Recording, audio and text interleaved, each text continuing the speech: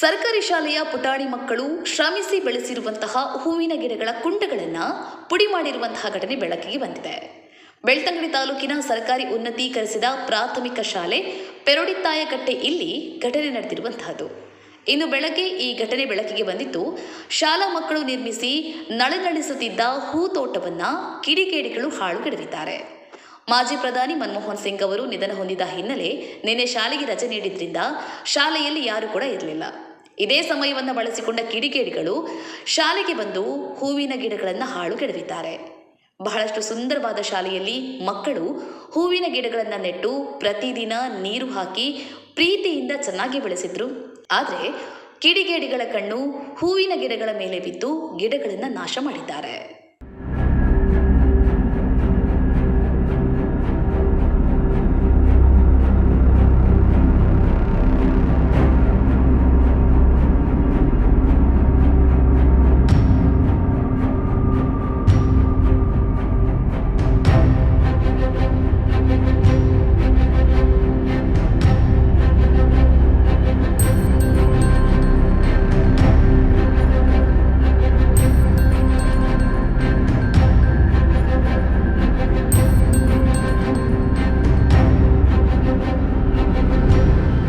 ಎಷ್ಟೋ ಕಡೆಗಳಲ್ಲಿ ಸರ್ಕಾರಿ ಶಾಲೆಗಳು ಅಭಿವೃದ್ಧಿ ಕಾಣದೆ ಮಕ್ಕಳು ತೊಂದರೆಗೆ ಒಳಗಾಗ್ತಾ ಇದ್ದಾರೆ.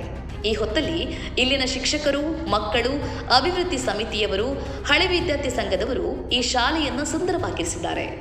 ಆದರೆ ದುಷ್ಕರ್ಮಿಗಳಿಗೆ ಅದೇನು ಹೊಟ್ಟೆ ಕಿಚ್ಚಿತ್ತು. ಸರ್ಕಾರಿ ಶಾಲೆಗೆ ತೊಂದರೆ ಕೊಟ್ಟಿರುವಂತಹದ್ದು. ಬಡ ಮಕ್ಕಳು ಓದೋ ಶಾಲೆಗೆ ಈ ರೀತಿ ತೊಂದರೆ ಕೊಟ್ಟು ಇವರಿಗೆ ಏನಾಗಬೇಕಾಗಿದೆ?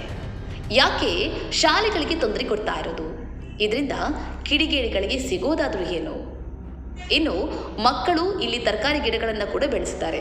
ಅದರ ಮೇಲೂ ಕಿಡಿಗೇಡಿಗಳ ಕಣ್ಣು ಬೀಳುವ ಸಾಧ್ಯತೆ ಇದೆ ಎಂದು ಶಾಲಾ ಶಿಕ್ಷಕರು ಆತಂಕ ವ್ಯಕ್ತಪಡಿಸಿದ್ದಾರೆ.